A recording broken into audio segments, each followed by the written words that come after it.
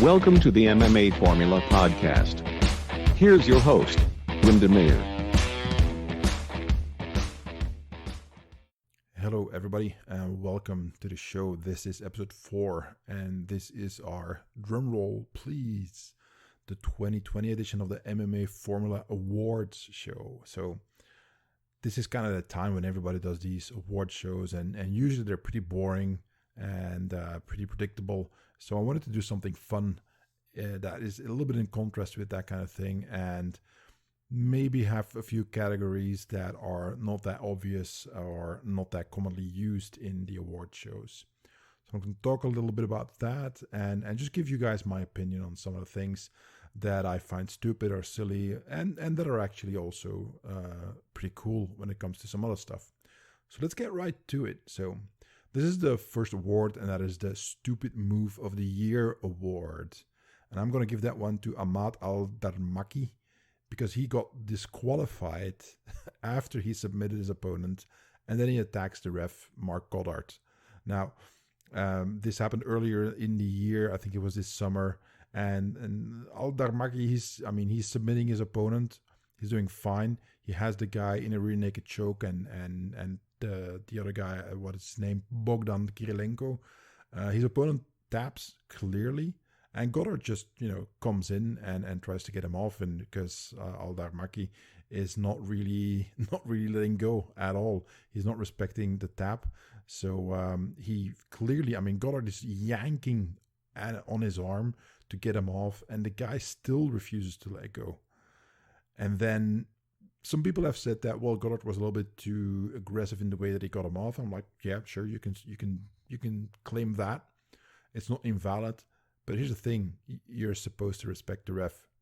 The ref's there to make sure that people don't get too injured or even die. So as a fighter, that's like the bare minimum. You listen to the ref. You can get all excited about this kind of stuff when it comes to bad referee calls and all that kind, and the other things. But the point is that he's there for a reason. It's a fight, sure, but it's a combat sport with the emphasis on sport. It's not a street fight. There are still rules. So if you can't accept that, you're a dick, you're an asshole. And really don't enjoy the kind of fighters who get all overly worked up like Al-Darmaki did here. We saw that Goddard pushed him away from his opponent, got him off of him and got him to release that rear naked choke. And then Al-Darmaki gets in Goddard's face, just shoving him repeatedly, being all aggressive and just basically then kind of stiff arming him from backwards. And you should see the image, and I'll put a link in the show notes. If you go to mmaformula.com/4, number 4, I'll put some links to the videos of everything that I'm talking about, and you can see it that at a certain point he's just with his left arm driving Goddard back. Goddard's letting that happen, by the way. Goddard is kind of like twice the size of Al-Darmaki, so it's not that he's unable to defend himself. He's a big, strong guy, but as a ref, when you start punching one of the fighters, that's basically frowned upon as well. But you can clearly see that he's not having none of it and giving Al-Darmaki a piece of his mind. And that guy is just, insisting on being a dick and walks away, gets all pumping his chest, climbing on top of the cage, blah, blah, blah, and so on. Here's the thing, guys. As I said before, this is combat sports. I've been doing combat sports for about 35 years now, and one of the key issues is that always we had to fight against the preconceived notions that martial artists and combat sport athletes are nothing but a bunch of thugs. And this kind of bullshit from Al-Darmaki is exactly what I'm talking about, that they give everybody else a bad name by acting like that. And I had to choose one of them because there's been a bunch of guys this year who've done similar stuff, but this was so blatant and so stupid is that it annoys the crap out of me when these guys act like that, because once again, this is what's going to make the rounds. When you watch anything as a casual fan, when it comes to MMA, you might know the name of guys like Conor McGregor or John Jones, but you're not really following the sport. well, this kind of thing is going to come on your radar because it's going to go viral, and then everybody's going to talk about it. And then it's once again these accusations of combat sport athletes just being a bunch of thugs. And if you say, well, I do MMA, it's actually quite cool.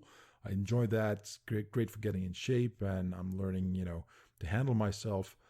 And then the image of Aldar Maki pushing Goddard away and acting like a dick, that's what people then get in their minds. So he's a well-deserved winner of this year's Stupid Move of the Year award. Congratulations, dude. You earned that one. Moving on to the next one, and this is a little bit more positive, and that's the Awesome Move of the Year. And for 2020, I had a fair amount of awesome moves to choose from.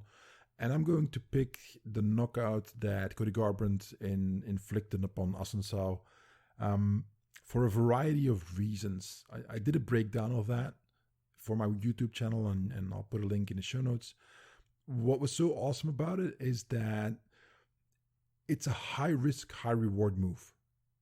And he pulled it off just perfectly. And I love it when those kind of things happen.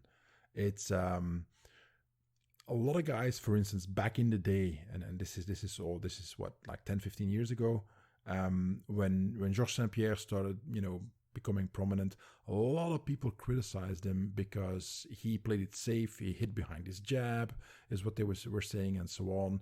And he was kind of racking up the points, but not necessarily trying to knock somebody out. He just fought like a smart fighter.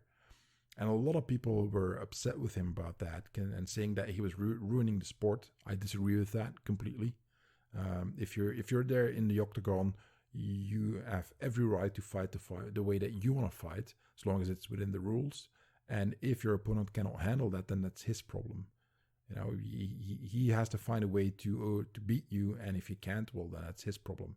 As long as you guys adhere to the rules, pick whatever strategy you like. Now, obviously, again, the casual fans and the big public wants to see knockouts, and that's fine, but that doesn't mean that you have to put yourself at risk more than you necessarily need to. Now, all that said, what Cody Garbrandt did was the opposite. That was a high-risk, high-reward move, and it could have gone really badly. And sorry to say it, Cody, but I mean, you've been knocked out several times now in a row in your fights where you took risks that were not all that well advised. So it was nice to see him just come back with this beautiful knockout on Assunção.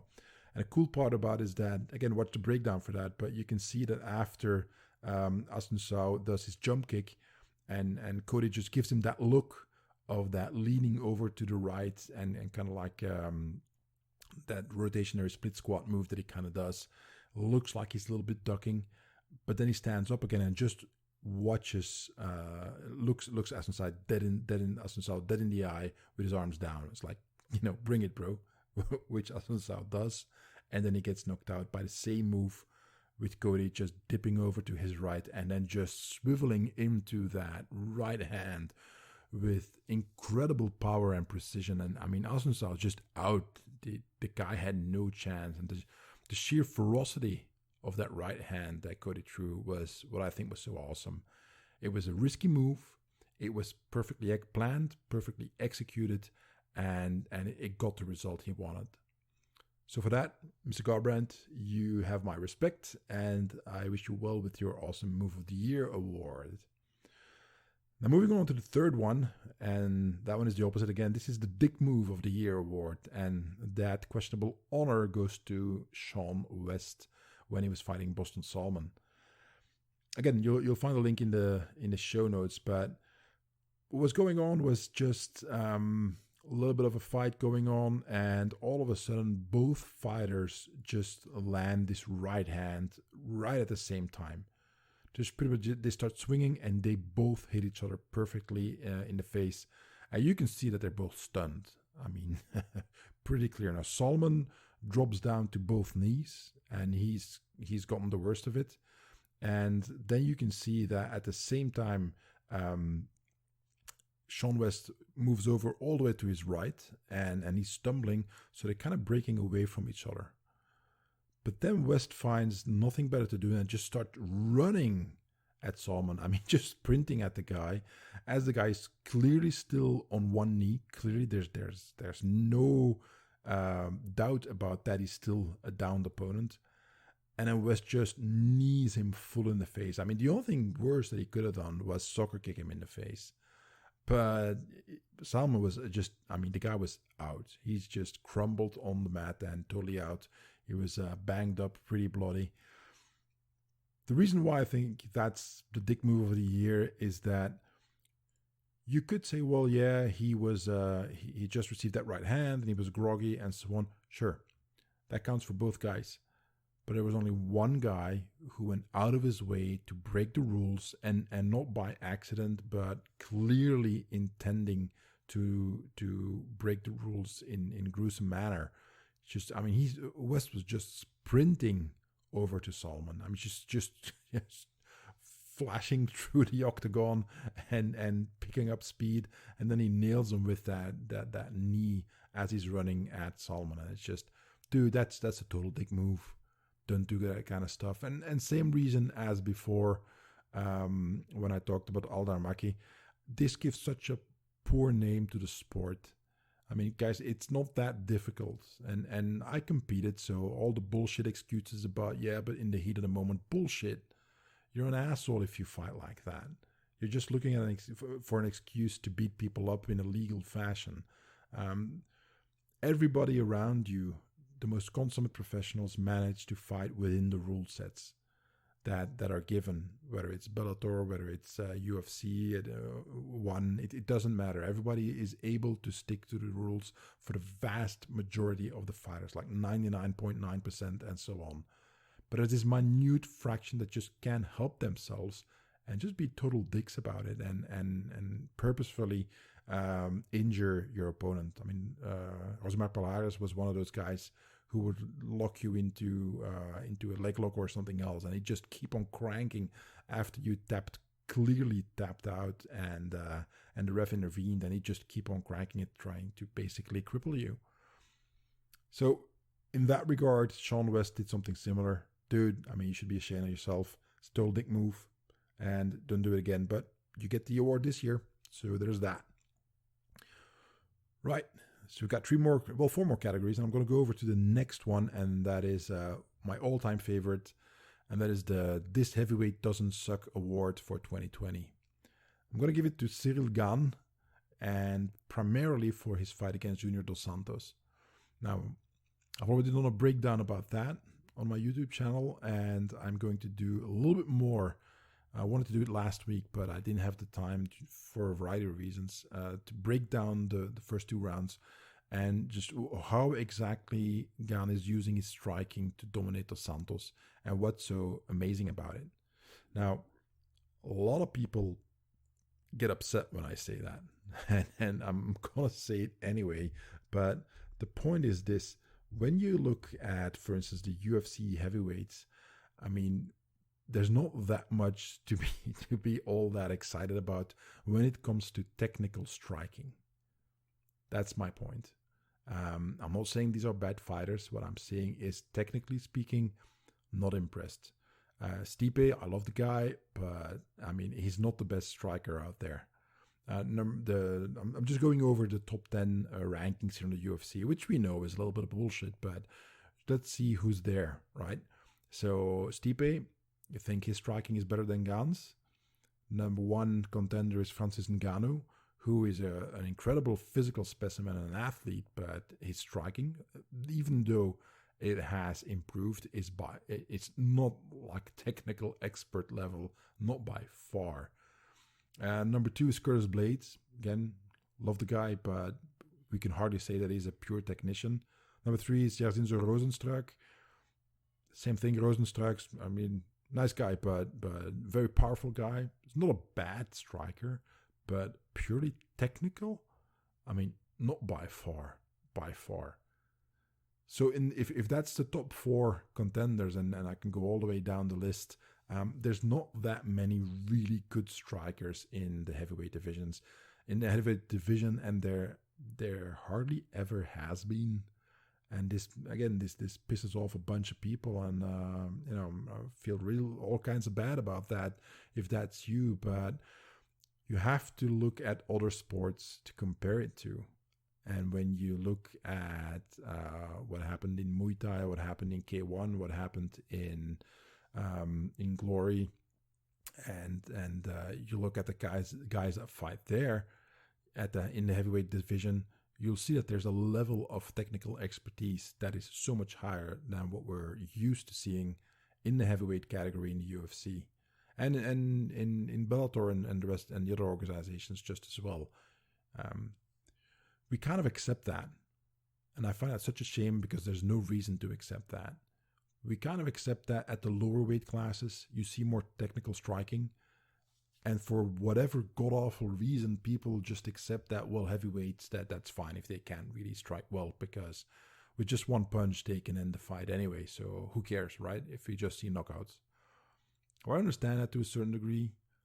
But as a heavyweight myself, I don't see the point in being, content with just having average or poor striking techniques. Why not try to be better? And the whole nonsense about, but it's, all the muscle mass and the weight and this and that, that's nonsense. Have you guys watched, professional boxers, heavyweight division? Tell me that some of the all-time greats of the last 20, 30 years were poor technicians. I mean, look at somebody like Mike Tyson. Even now in his 50s, he's still got really good boxing technique. Much, much, much more than any of all the heavyweights we see in the UFC. So that's kind of my point is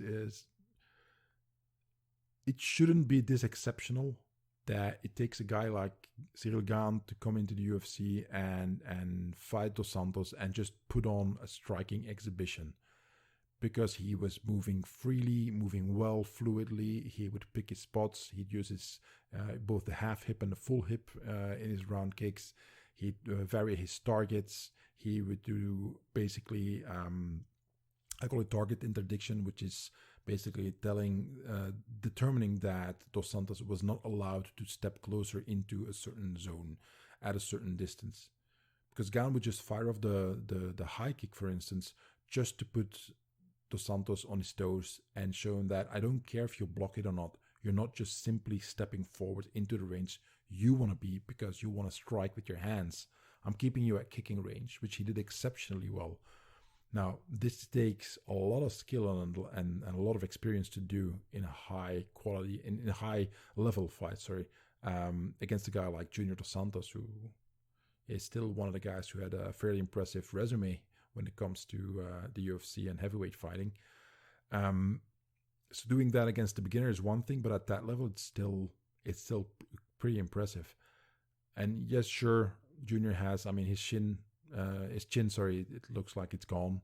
So sad to see, but we have to face facts. Guy's gone down a fair number of times. But that doesn't matter. It's the guy still has plenty of experience, and Gane basically shut him down. And we can argue about, the elbow being legal or not. Doesn't matter. The point is that he was losing that fight. Dos Santos was clearly losing that fight because he was being outstruck by Gane, and it wasn't even close. Now, when you rewatch that fight, if you can, which one of the current UFC top 5 would you say is a better striker than Gane, if you're really honest about it? And that's my point, is that too many heavyweights just suck at striking compared to how good they could be and compared to other combat sports. So, Cyril Gane, félicitations, mon mec. So he is my pick for this heavyweight. Doesn't suck for this year, and it's well deserved. Looking forward to many more of his fights. All right, and then we have a new category, and that one is called the I Told You So Award for 2020. I've been practicing martial arts for a very long time, and I remember the early UFC days. I remember how so many people looked down on other martial arts that weren't in the MMA umbrella, if you will, the more traditional stuff, because you guys can't fight, blah blah blah, this and that. And I was like, well, I don't see the need to create that kind of division. If you can fight, you can fight. I don't care what kind of style you do. There's a lot of guys out there practicing traditional martial arts that are deluding themselves that they know how to fight, for sure. But just painting with that big brush again, I think that's stupid. it annoys me. Just like what I said before, if like the vast majority of MMA practitioners and competitors can perfectly well stick to the rules, it's that fraction of a percent of assholes who break the rules and do these horrible fouls that make the people look at us as if we're a bunch of thugs and barbarians, if you will.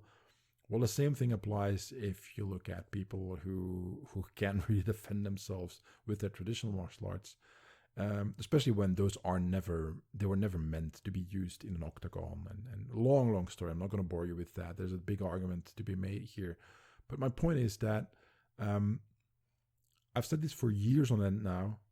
Is that as the UFC and MMA in general evolves, which it's still doing, it's still a very young sport. As it evolves, as the fighters now start with MMA, which is we're now at the first generation of fighters who began with MMA. They didn't come from boxing. They didn't come from Muay Thai. They came from an MMA gym where that's what everybody's doing. What you'll see is that the level goes up.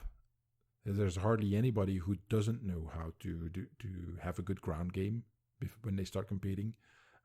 It happens occasionally, but the vast majority of the guys out there, they know striking, they know defense, they know the ground, and they know clinching, and so on.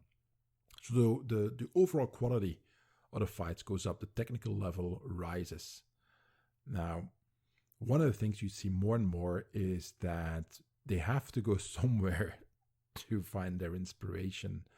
And what do you know? They do so with traditional martial arts, because that's where you see a lot of guys now looking for inspiration or instinctively discovering that there's a whole world out there that is not covered in the typical MMA dogma, if you will, in the typical MMA paradigm, that everybody's got their head wrapped around that, and there's nothing else outside of that, which is nonsense. People have been fighting for thousands of years.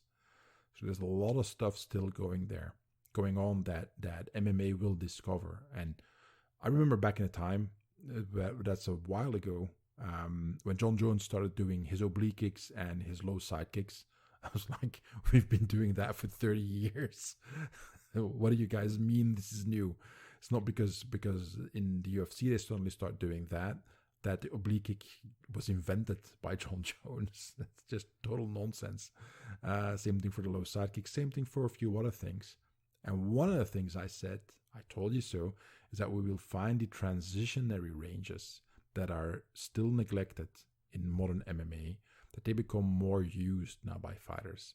One of them is a transition from lying on the ground to getting back on your feet.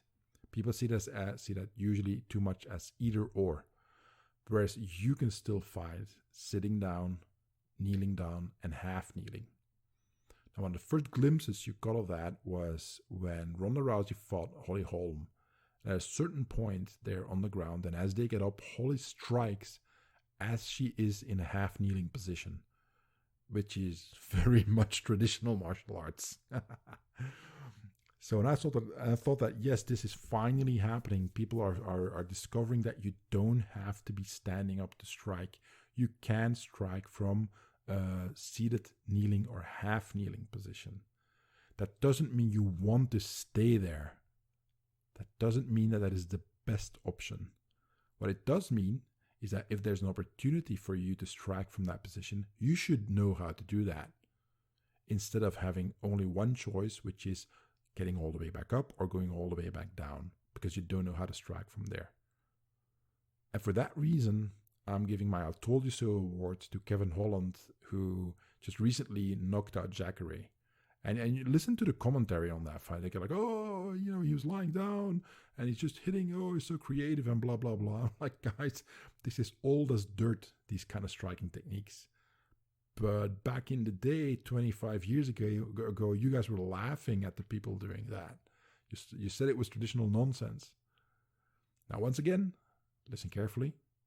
I am not saying that those traditional guys would be awesome in the UFC. I'm not saying all of them know how to fight. I'm saying some of them do. A whole bunch of them don't. That's not the point. The point is that you see in modern MMA A lot of going back to the old traditional styles for inspiration, for new techniques to try out, for new ideas. And at the same time, a lot of rediscovering really old techniques because everybody's trying to get an edge in the octagon, so they're trying out different stuff. Nothing wrong with that. Absolutely nothing wrong with that. I just enjoy the fact that I can say I told you so. And in this case, Kevin Holland is the guy who, with his beautiful striking, when you watch that fight, I mean, he hit Chakra before he got the knockout. But the way he strikes there, again, first from lying on his back and then transitioning into basically from a seated to half kneeling to a standing position, he keeps on striking. He doesn't go for a clinch or any other grappling. He goes for striking. And that's the point, is that you can do it. There's been many other fights as well where the guy on the bottom knocked out his opponent who was either in his guard or in standing position. And it's that transition then towards getting back on your feet to keep on striking. Again, you don't have to do it. It's the fact that it's possible. So people talk about the meta game of MMA right now, which is kind of like, okay, what is kind of the consensus? My point is that consensus is a bunch of nonsense. You can do whatever you like in the octagon. You just have to make it work. Now, if that means traditional stuff, fine. If that means more sticking close to what is now the meta of MMA, that's also fine. But just discarding everything because you don't know how to do it or you don't understand why and when it works and when it doesn't work, I find that so boring. That's just so boring and stupid. So I told you guys, told you so. Congrats to Kevin Holland. All right, the next to last category is this time you missed the chance to not speak award. This is an expression we have here in my country, which is when somebody says something stupid, you miss the chance to shut up, you miss the chance to stay quiet, you miss the chance to not speak. And I'm going to give that one to Mike Perry. Now, I like Mike. He's a fun guy, but I mean, he is so all over the place. And he said so much crazy stuff that it was hard to pick, but he deserved this award. Mike, you missed the chance to speak when you said about your training, whatever the training camp was. I forget for which fight it was, but he said, I watched a lot of episodes of Naruto. I watched the whole 3 seasons of the Avatar, the Airbender.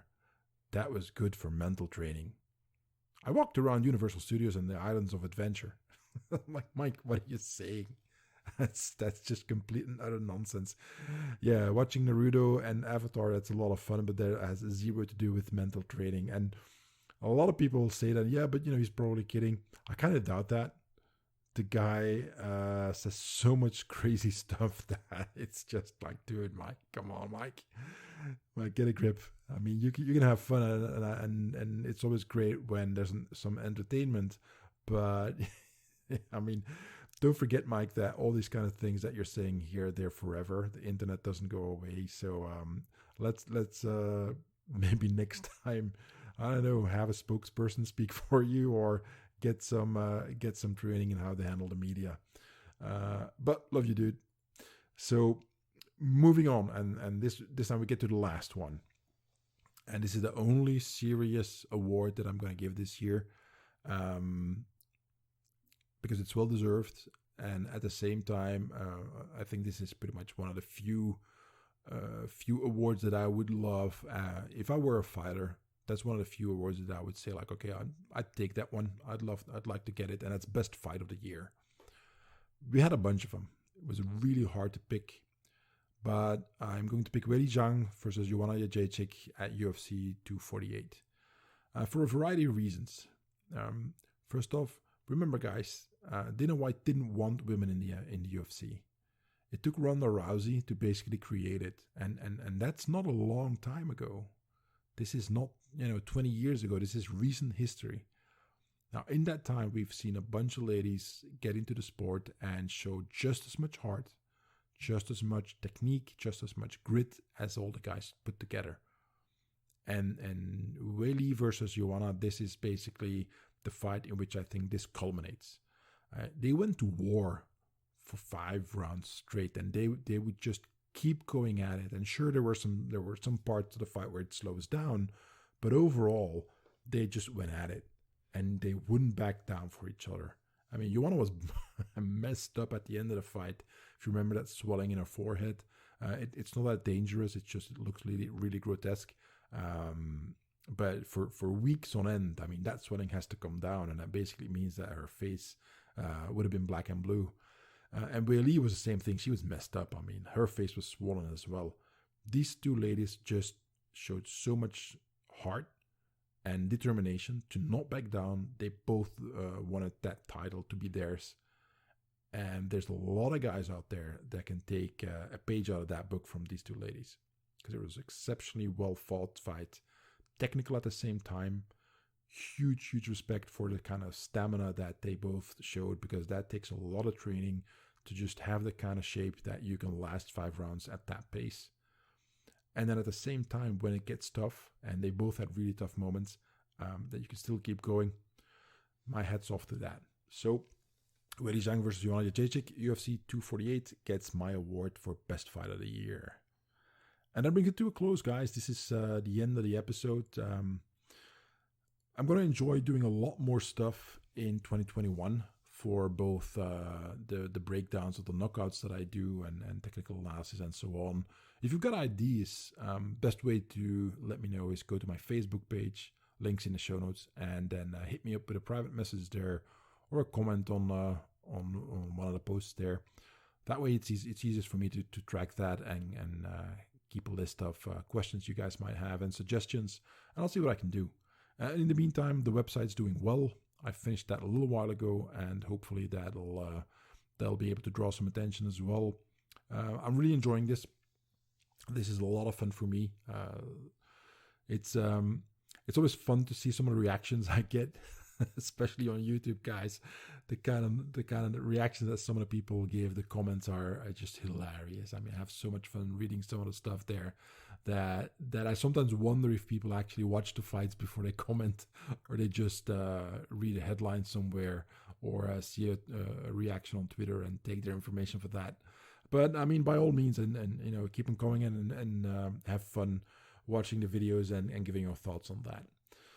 All right, I'm going to call it for this episode. So as always, if you want to support the show and my work here, go to patreon.com/MMA Formula, linked in the show notes. You can become a member there, bunch of unique content that is not available elsewhere, and a lot more to come there too. All right, guys, that's it.